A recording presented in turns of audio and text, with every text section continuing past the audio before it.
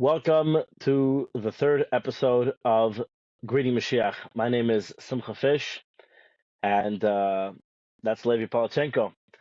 And in this episode, we're going to discuss the Rebbe's first maamer, Bas Lagani. It's around Yud Shvat time now. That's obviously on everyone's minds. And the mission that Rebbe began and started in this, famous first maamer, and where it all came to a head to in the famous Sikha of Parshas Noach Tafshin unveils more than 40 years later. So, Bus Lagani, this is, as I sit in 770 and learn. So, in the upstairs zal, so, every 5 seconds, somebody's coming in with some tour of 770 with their Baal Batim. And they walk in there, pointing around, like, oh, this is where the boys used to learn. It's like, we're still learning. And they always say, oh, this is where the Rebbe said his first mimer. Obviously, most people don't know. They have to try to explain to them. Maamer, Rebbe, the whole business. They're trying to explain. It's like, this is where it happened. This is where the Rebbe said Basi Lagani. This is so to speak, our whole identity was decided, so to speak, at that moment already. So yeah, what happened there? The Rebbe describes how Hashem creates the world in order to, the Shekhinah wasn't the world, and then through seven Avedas it left, like we mentioned previously, and then seven Tzaddikim brought it back down. But then the Rebbe started talking about Chabad in particular, that there are seven Rebbes in Chabad, and starting with the Alter Rebbe, the Mittler Rebbe, the Tamach Tzedek Rebbe, Marash Rebbe, Rashab, until the Friedrich Rebbe, and the maamer the Friedrich Rebbe gave out, that was meant to be given out for his for his soon to be Histalkos. The Rebbe he gave it out, ahead of time. It should be given out then. And this was this maamer Bas Lagani, which discusses this whole topic. And the Rebbe says that now we're now in the seventh generation. Our generation are tasked with a job to really, actually, finally bring the Shekhinah back down to the world. The Alter Rebbe started this final descent of the Shekhinah into the world, and it's our job to finish it. And the Rebbe cried during the Farbrengen, and the Rebbe said how we didn't necessarily want this job, we didn't ask for this job, but it's the job that's given to us. And this was a pretty massive deal, because the Rebbe basically was saying that this is going to be the last generation of Golus and the first generation of Gula. A statement that Rebbe repeated many times later, but this was really the essence of the statement, that we are going to bring the Geula. It's after thousands of years in Golus, the Rebbe was saying in no uncertain terms, this is it. We are, and we will do it, brothers. After us, there is no others. Like the song goes, right? We're going to do it. And this is mind blowing. And in a sense, ever since they say of Soloveitchik, when he saw that maamer, he said, "Oh, this guy thinks that he's Mashiach." Already then, he was able to see clearly this is where this is headed. This is not going to be a Kapsana, another Rebbe, another nice guy. The Rebbe is going to be something we've never seen before. This is not going to be a regular ride. And indeed, the Rebbe started making. The Rebbe told us, don't stick any birds in your pockets, which I suppose means don't kid yourself. You're gonna have to do the work yourself. This isn't gonna be easy. I'm not gonna be some Polish Rebbe who's gonna take care of you, and you won't have to do anything. We have serious, real, actual work to do, and we're gonna get it done. And the rest of the Nesius, it was very systematic. The Rebbe sent out shluchim, and the Rebbe had a plan of action, a plan of attack. He was gonna bring the Gula. And and that really changed the whole Chabad trajectory till then. Whereas till then, every Rebbe had their thing. The Alter Rebbe obviously started the whole thing with teaching Chassidus in a way that we could understand in Chabad, to re-internalize it. And the Baal Shem Tov says, Mashiach asked Mashiach, when will he come? And he said, when your wellspring spread forth. And so what does chutzah mean? So the Alter Rebbe's Chassidus meant to have Shabbat, or maybe to the Misnagdim a little bit. And each Rebbe had a different avodah. And then came the Rebbe and took chutz at a crazy extent, literally sending out shluchim to conquer the entire world. So if we're coming again this year, Yud Shvat, we obviously get refocused on our dedication to the Rebbe, our connection to the Rebbe, on the mission that started it all of actually bringing Mashiach down into this world. You have any thoughts to share with us, Levi? And Yeah, what this means to you, what it means to me. Whoa. Yeah, so obviously, we learn the maamer Basel Gani every year, and each one has a different focus from the original Basel Gani. But throughout there's this concept of this is it, right? Like you said, this is we're finishing it. We're not there's an inachir agolos. We're not going past me. This we're stopping. We're finishing the mission. And yeah, like you said, the whole Nasias was towards that end, that we're the last generation of Golos, and that's it. There's nothing to talk about. But something interesting that the Rebbe says, not only are we going to be the last generation of Golos, but we're also going to be the first generation of Geula. I think that's also like something powerful that the Rebbe said. It's not just we're finishing the job. It's not just we're going to end it, we're going to do all the things that we need to do. Rather, we are going to also reap the reward, so to speak. We're going to have our cake and we're going to eat it too. We're going to make the cake, we're going to work hard on doing all the things, but then we're also going to be the first generation of Geula. Like the statement is just a mind-boggling statement. Like pretty wild. And you see that. And I think the in that maamer that I said, how, like you said, we're not gonna I'm not gonna do everything for you. We're gonna work hard, we're gonna work together, we're gonna do it. We're gonna be the ones to do it. And I think that's why the Rebbe was so the novelty of the Rebbe was so great, was because he wasn't about, oh, it's an avoida for Lamaila, it's a big thing, and I'll teach you Chassidus, I'll give you things to do. No, the goal, achieving the goal, the Rebbe gave to us pretty much. What was he? He was there to facilitate us achieving the goal.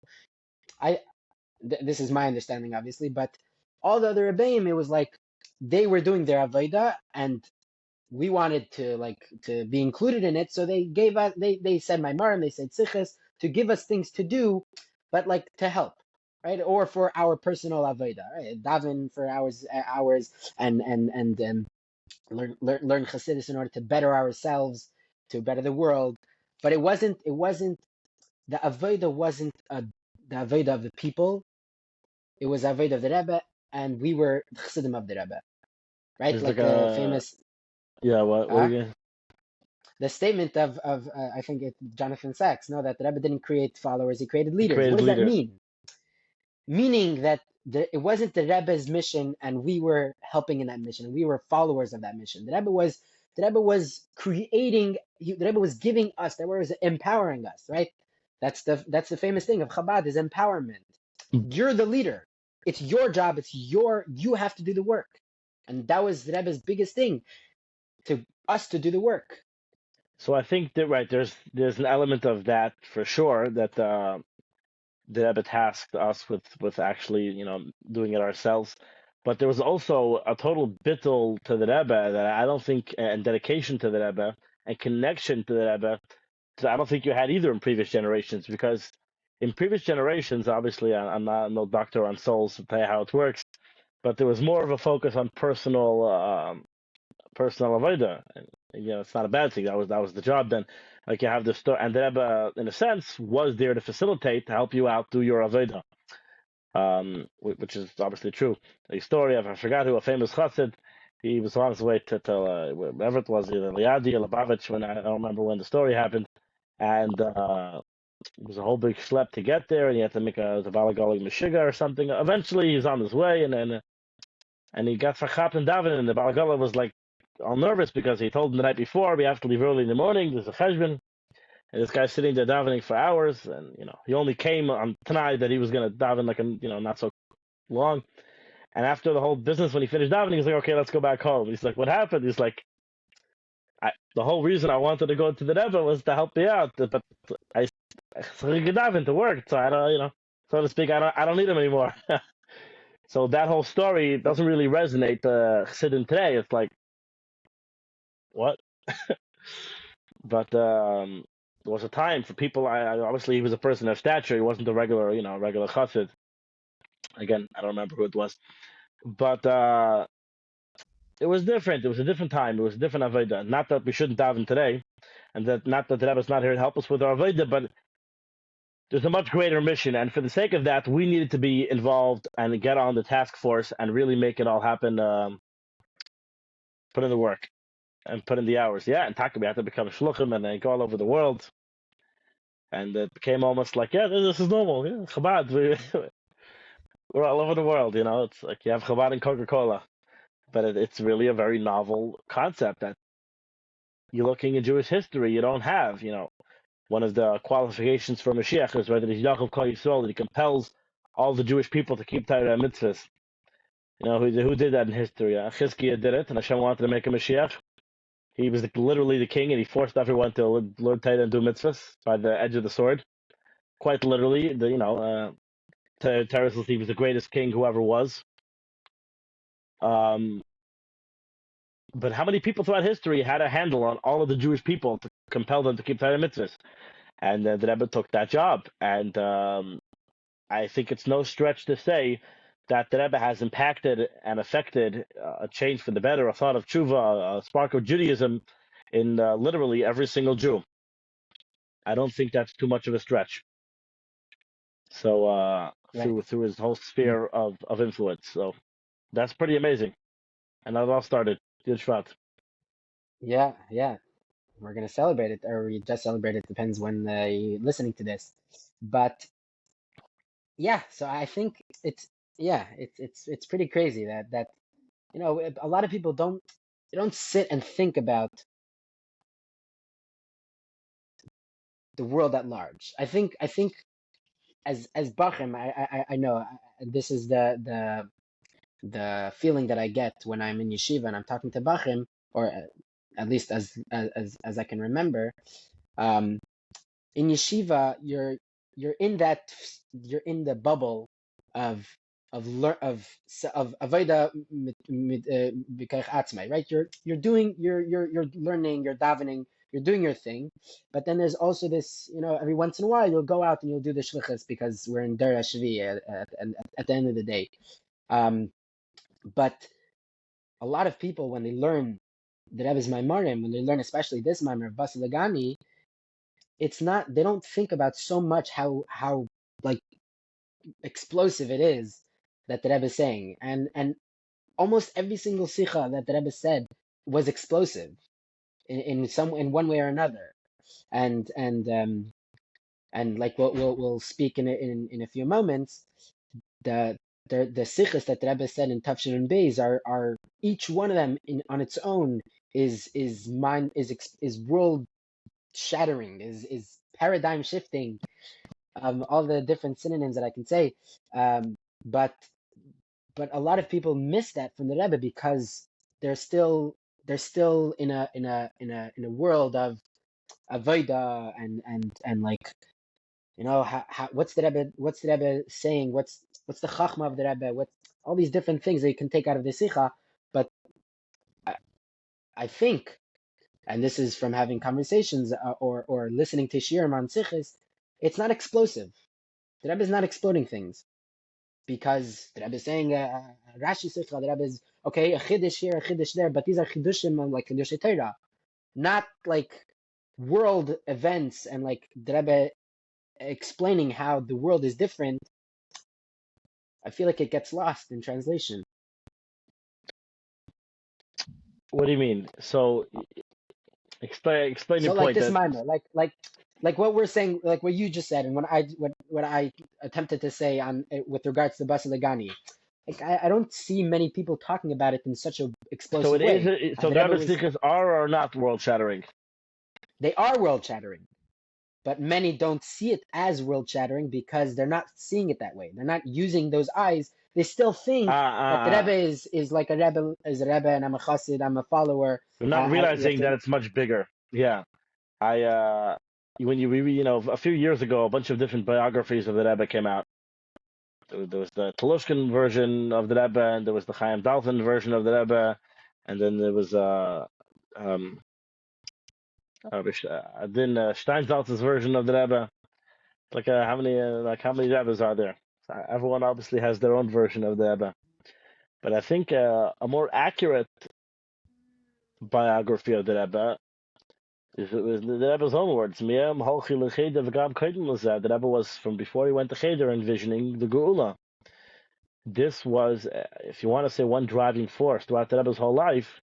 It was the Geula, so much so that when the Rebbe didn't have it, he says Mashiach is not here yet. In the famous Sikha in Kayach Nissen, the Rebbe says all my efforts I've been lahavavilirik to get you guys out of Gullus. The Rebbe was talking to you guys are not out of your personal Gullus. You're not getting the job. The whole thing is lahavavilirik. It's not working. If we don't have the Gula, that was what do you mean? The Rebbe did so many things. Havavilirik. You could argue exactly what the Rebbe was saying. Chad Nasicha, and maybe we'll talk about it a different time, but it was crazy. Like nothing really. It's all it's all, it's all worth nothing. There was when you have a Chassidus explains when you have a ratzon, if even one thing is missing from it, you don't have the ratzon. It's not you can't have 99% of a ratzon. You either have it, you don't. Are the god or they're garnished, and the Rebbe was all about geula. That's why people said, okay, you did this, so it's like okay, so it's great, do more. We're not there yet. We have work to do. Do you see the geula here? Then we have work to do. It's never over. Um, yeah, whenever we finish Rambam, I feel like we should get like a week break till we start over again. It's like no, we get right back into it. Um, yeah, and that theme goes through that was a whole Nasiach, and you can always find, one of the other things Mashiach does, Yilcham Akamas Hashem, the Rebbe, like nobody else, is fighting throughout the whole Nasiach, whatever it was, fighting the wars of Hashem. Famously about Eretz Yisrael and the fighting for what's going on there, and Miu Yehudi. And if you just listen to Sikhs, everything coming up from this, oftentimes you don't know what the politics then, but the Rebbe is clearly advocating, pleading, begging, screaming, talking, asking to whoever will listen to fix all of the problems in Yiddishkeit. The Rebbe was the one who cared for every single Yid, wherever he may be. It was the Rebbe's responsibility. Everyone else was taking care of their corner of the world. The Rebbe had on his shoulders, I mean, there's no shortage of stories, the weight of the entire Jewish people. The Rebbe is Moshe Rabbeinu. And such a dynamic leader like that, throughout all of history, at least certainly in recent history, the Rebbe stands out as a real Moshe Rabbeinu.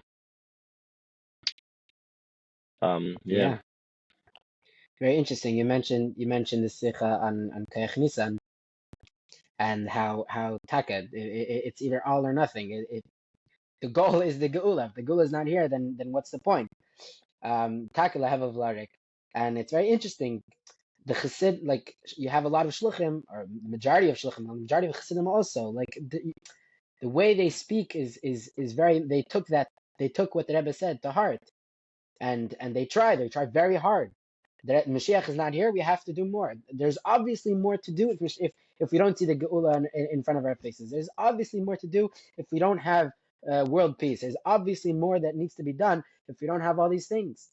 And it's actually very inspiring because yeah, we took that even though we don't have the same drive that the Rebbe had from Yom Halchei L'Cheder and even before that.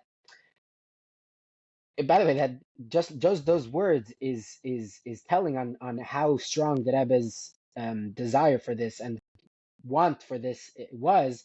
That what does it mean? Yom Halchei L'Cheder v'gam Kodim L'Chein? Like it means that Yom Halchei L'Cheder, officially before you go to Cheder, you don't really have an education. What's your education? Your education is whatever your parents told you, like stories, the abracha here, abracha there, whatever your mother gave you.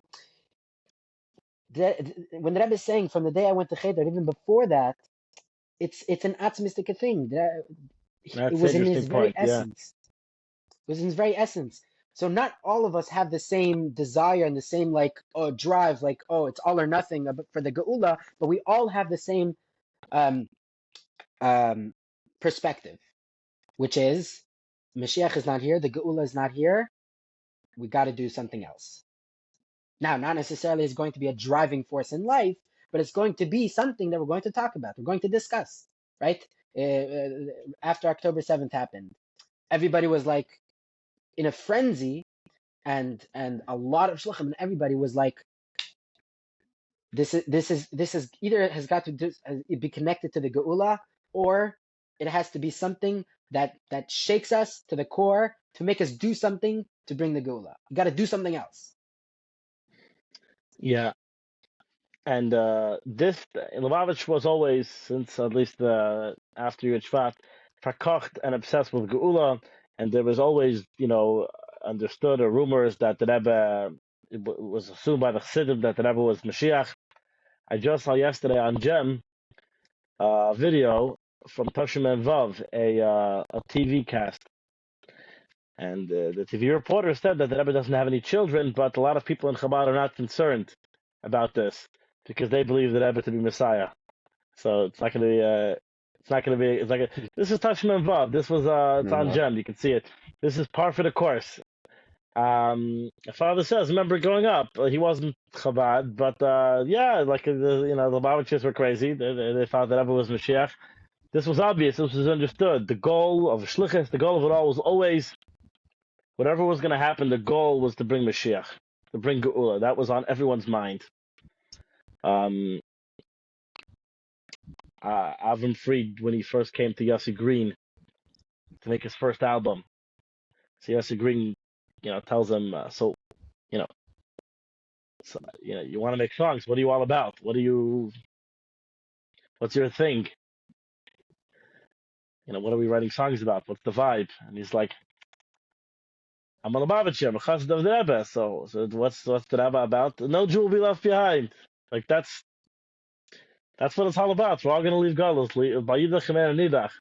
That was obvious. Like that's Lubavitch. That's a chassid. That's the Rebbe. And yeah. So we're the last generation of Galus. So the question becomes: so how long? It's been a few years, like they say. So how long is a generation? No, how long is a generation? So a generation goes by the leader. This is something that is there. There's different opinions, but generally, especially in Yiddishkeit, the generation goes by the leader, right? The generation of David HaMelech was as long as David was king. The generation of Shlomo HaMelech was as long as Shlomo HaMelech was king. It could be shorter, it could be longer, but it's not about a specific amount of years. It's about the time period, about who the leader is. So obviously, we're still in the generation, we're still in the same generation, but like I said before, when the Rebbe said that's the der Achen shel Galus, the der Rishon shel Geula, I think for me, what I see is that it's not two separate generations, rather it's the same generation. There has to be some overlap. The Rebbe, his whole thing was to bring the Geula, bring Mashiach, have the Geula and bring Mashiach. I think his frustration in Chavchas Nisan was that we've been doing all of this, so many things that we've done, so many initiatives, so many campaigns, miftzayim, all these things, and still we don't have the Geula, right? Like we said in last episode about what the Alter Rebbe said about why we're still in Golos, was that there's still nitzutus that still have to be refined, elevated, and after we elevate all the sparks, what was it, Lashon? Yavai Mashiach, Mehedav Minu Amen, and Yavi Agoyel, Mehedav Minu Amen. I think it was the two Lashonis that he used.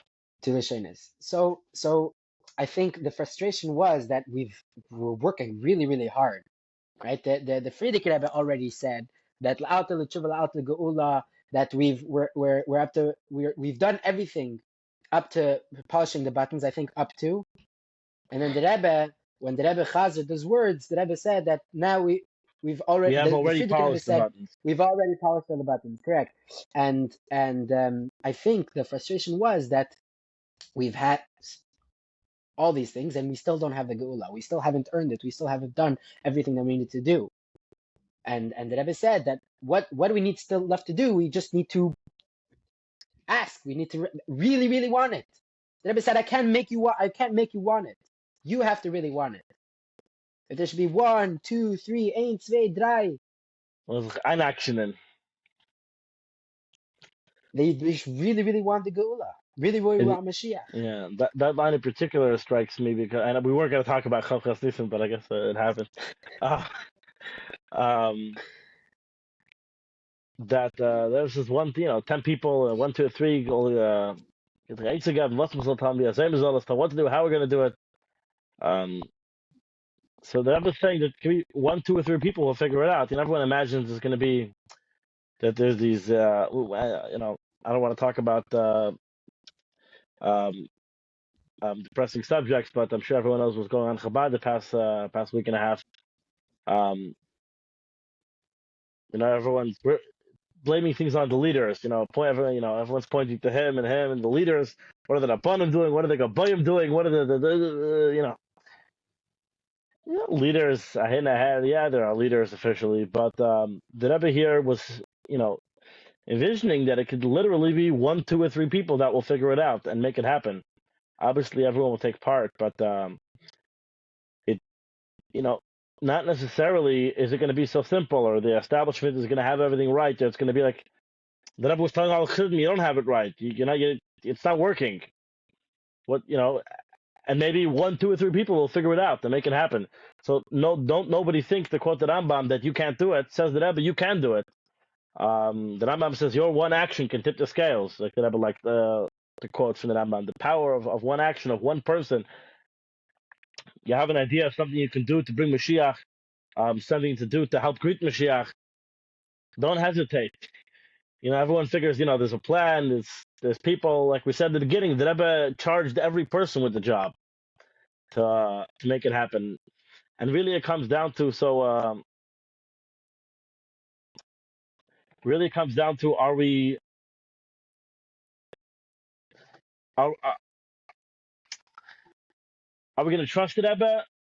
And this is the last star, Mashiach happening, and the Rebbe's for real, and the Rebbe's got a pretty good track record of being accurate, even about things that seemed impossible, like the fall of the Cold War and the end of the Cold War, the fall of the Iron Curtain, and famously all the Scuds in the Gulf War. And the Rebbe's words came true. Not every single word of the Rebbe came true. So if the Rebbe told us this is the last generation of Galos, this is the first generation of Gula, whatever it means, however long it takes, we can't give up. Either the Rebbe is real and it's true, and we have a mission and nothing changed, and we have work to do, or etc. And I won't articulate the other option.